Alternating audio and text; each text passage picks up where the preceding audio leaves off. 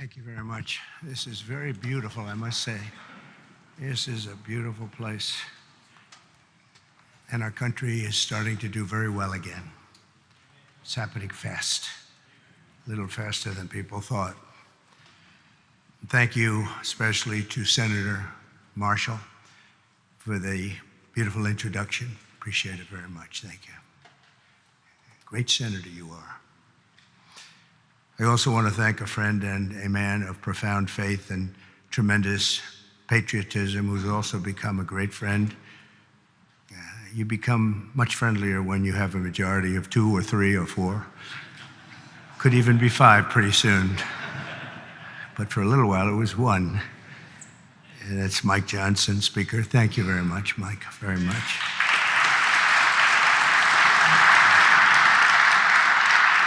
And thanks as well to somebody who's doing a fantastic job, Senator Thune. Thank you very much, Senator.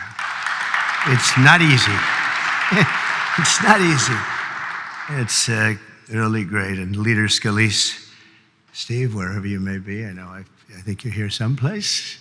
There he is, a brave guy, too. A brave guy, I always say it. And Senator Chuck Schumer. Chuck, thank you very much. Thank you. Senator Hassan, thank you very much. Thank you, very nice to see you. Congressman Jeffries, thank you.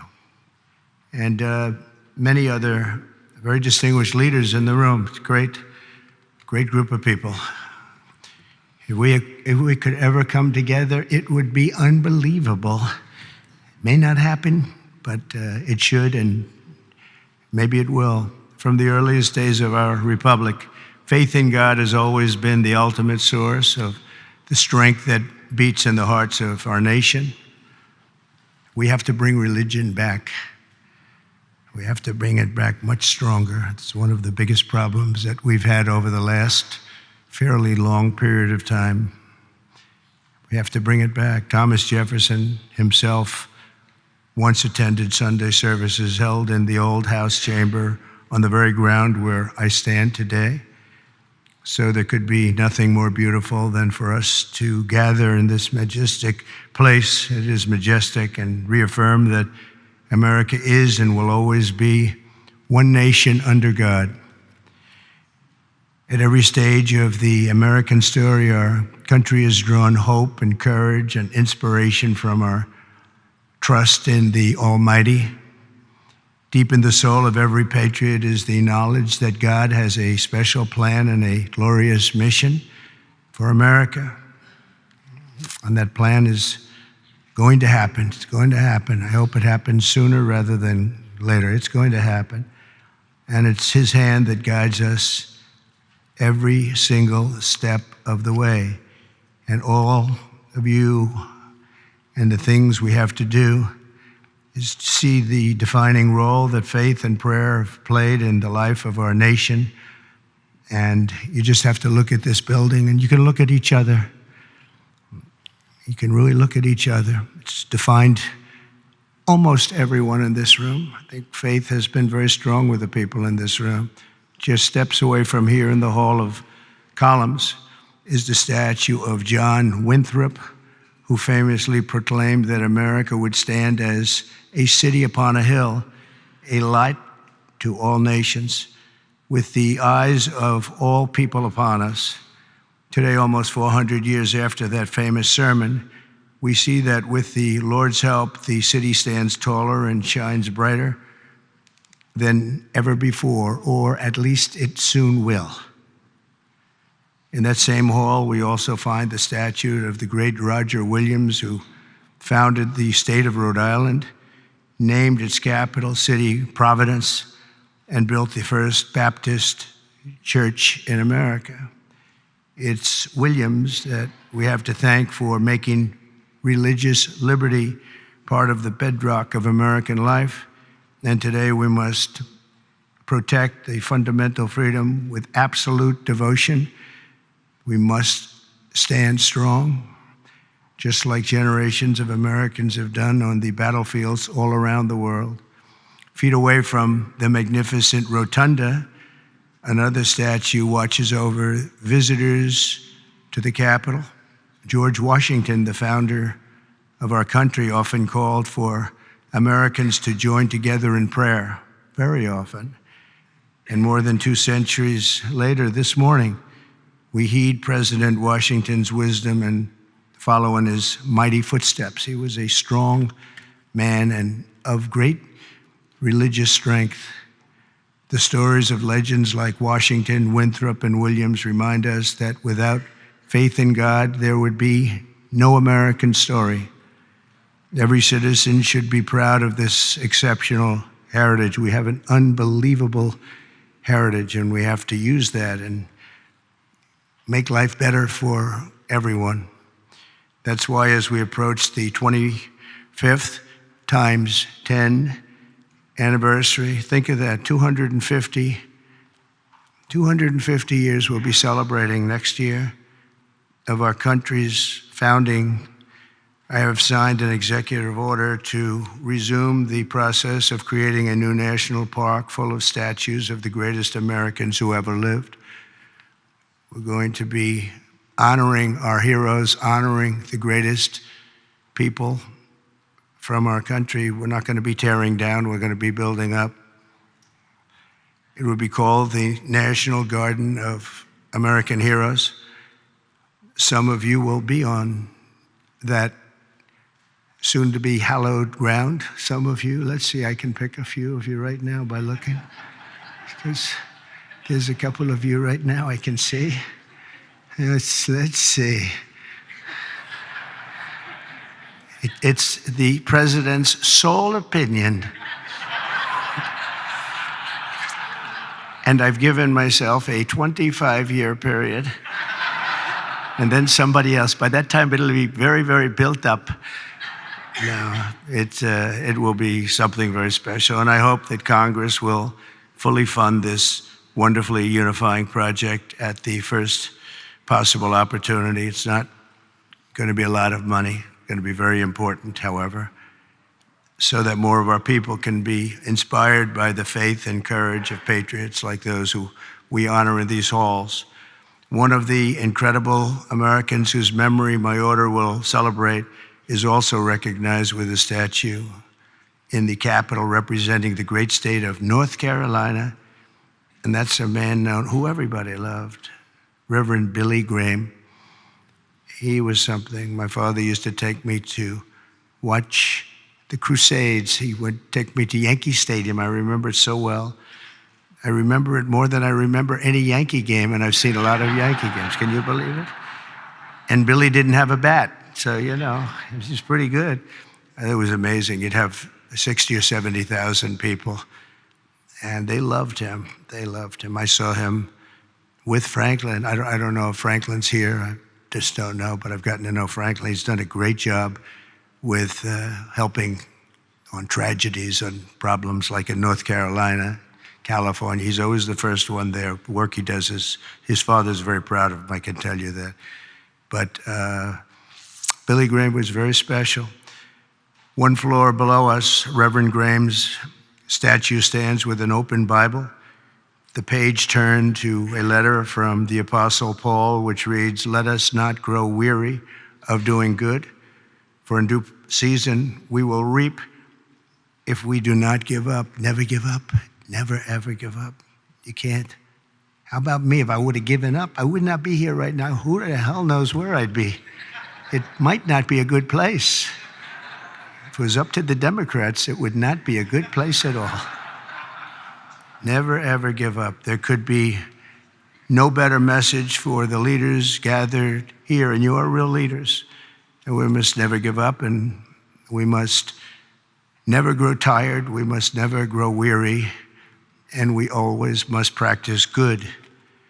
As you know, last week, only a few miles from here, our nation witnessed a terrible tragedy when 67 people were killed in a horrible accident near Reagan Airport. As one nation, we take solace in the knowledge that their journey that night did not end in the icy waters of the Potomac, but in the warm embrace of a very loving God. None of us knows exactly when our time on earth will be over. You never know. a truth I confronted a few short months ago when there was an incident that was not fun. It was not a good thing. But God was watching me. The chances of me being here, my sons are shooters. They're really good shooters, Don and Eric. And they said the chances of missing from that range with that gun are, but Don equated it to a 1-foot putt. That's pretty bad. 2 feet I can see missing, but 1 foot you can't miss.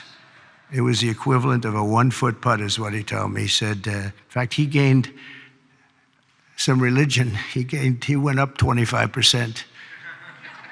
And if you know him, that's a lot. But he said there had to be somebody that saved you, and I think I know who it is. And he looked up, and I said, "Whoa, Don, you've come a long way." He's a good guy, but my 2 sons just really couldn't believe it. Had I not turned that right turn just at that time, and the audience, 55,000 people standing this way, there were just a few people in the back on the bleachers. There was nobody over there except for my all-time favorite chart in history, a chart on immigration. Immigration saved my life, see? So we're going to be good for immigration, okay? But had I not made that turn, boom, and quickly, it was almost as though a deer bolted. You know, they say the only way you miss when you're a good shot is if it bolts. I bolted. I turned to the right to look at the chart, and I said, wow, what was that? What was that? So you never know, but God did that. I mean, it had to be. The chances of turning, there's no reason to turn to the right. You know, the chart is rarely brought down. I brought it down maybe 20%, and 20% of the time. And it's never on my right, it's always on my left. And it's always at the end of the speech, never the beginning of the speech.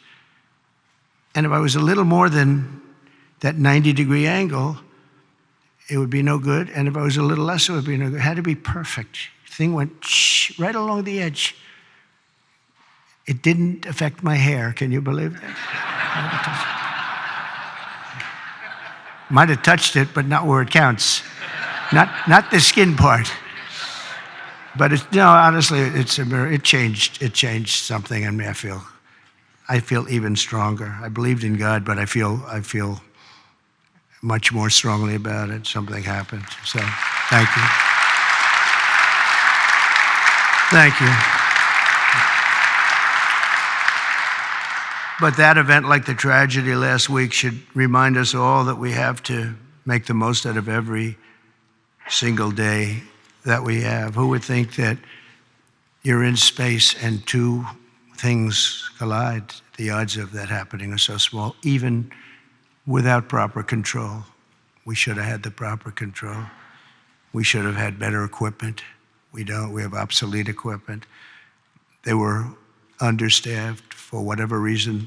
I guess the helicopter was high, and we'll find out exactly what happened. But the odds, even if you had nothing, if you had nobody, the odds of that happening are extremely small. It's like, did you ever see, you go to a driving range in golf and you're hitting balls, hundreds of balls, thousands of hours.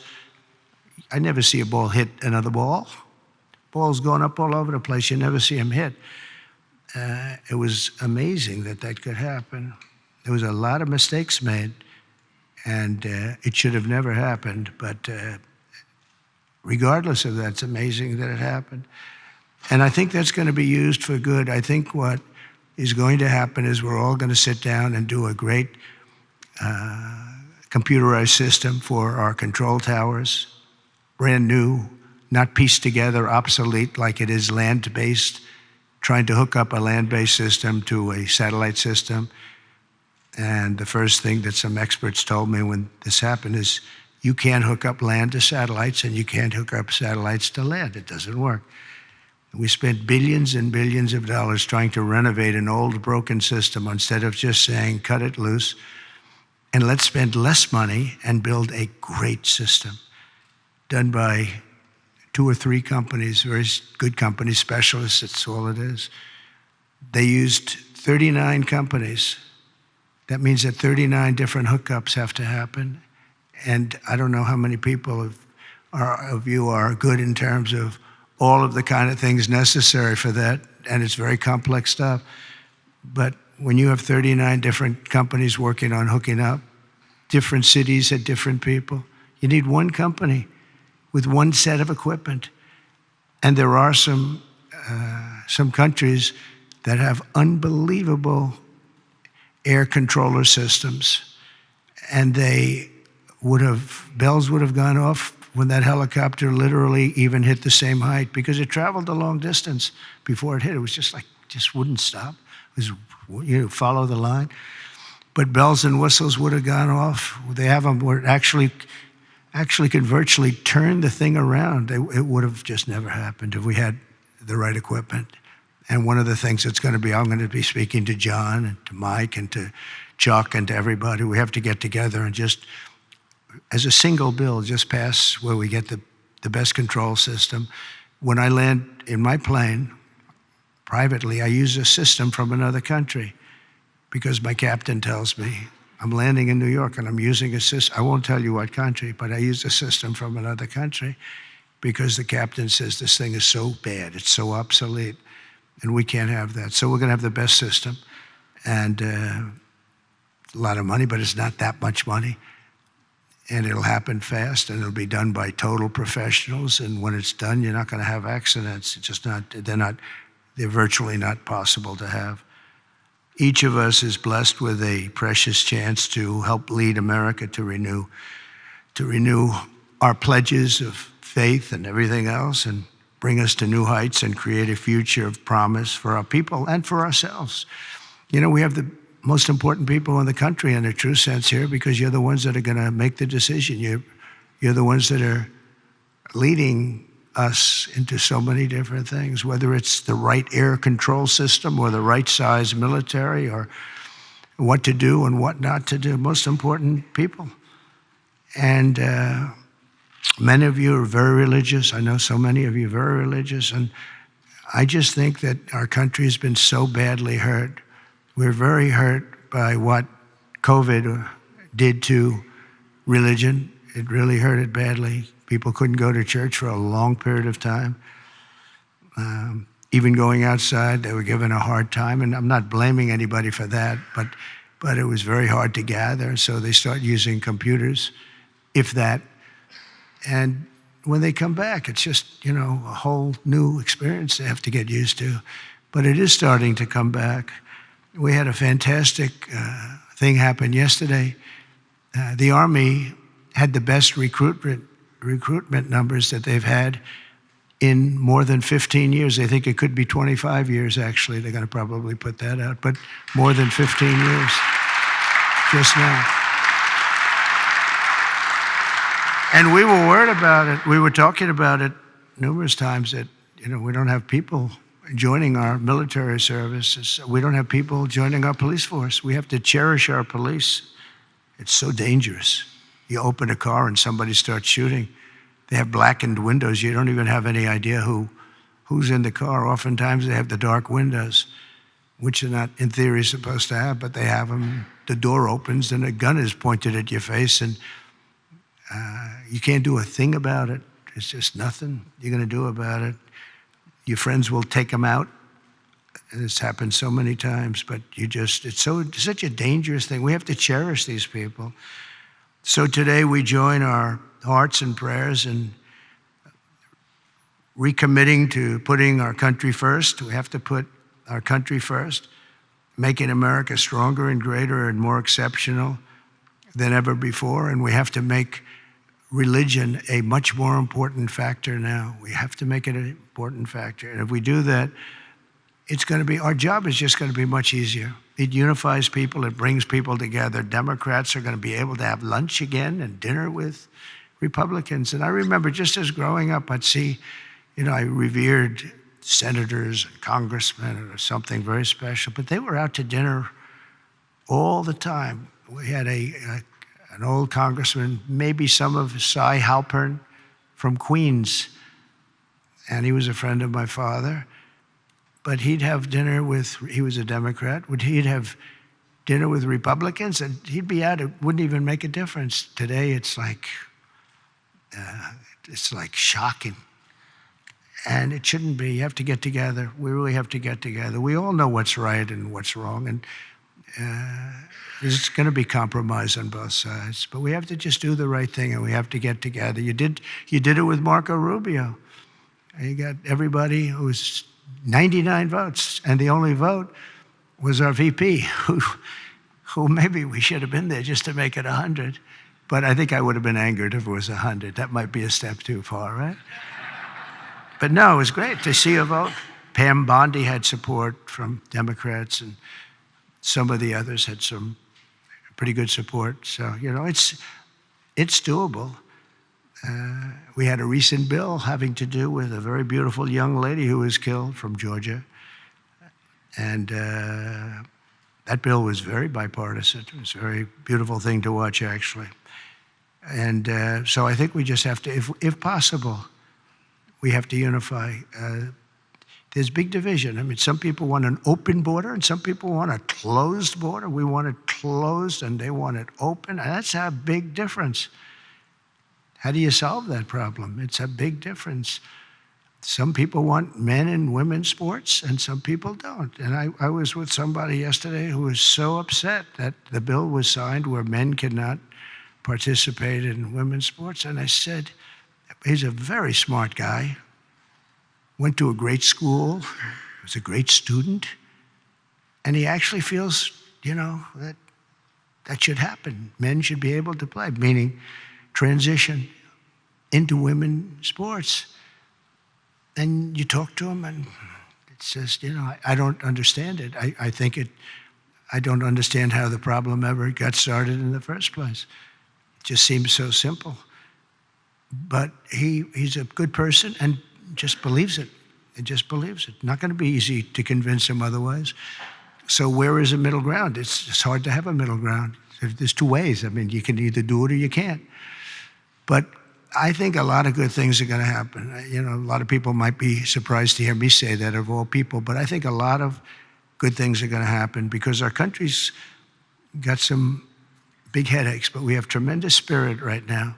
The spirit is as high as it's been. It was up 49 points this morning. 49 points. It's the biggest increase in the history of whatever the poll was.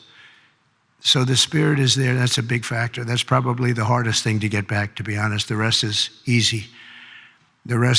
So I want to just thank you all. I want to congratulate a lot of the new members. I see so many of you that ran great races, David. That was a great race. But so many that ran great races, and on both sides. You ran some incredible races, so it's good to be with you. And God bless everybody. We want to come together, and the happiest, the person, the element, the everything that's going to be happy. People of religion are going to be happy again. And I really believe you can't be happy without religion, without that belief. I really believe it. I just don't see how you can be. So let's bring religion back. Let's bring God back into our lives. Thank you all very much. Thank you very much. Great honor. Thank you.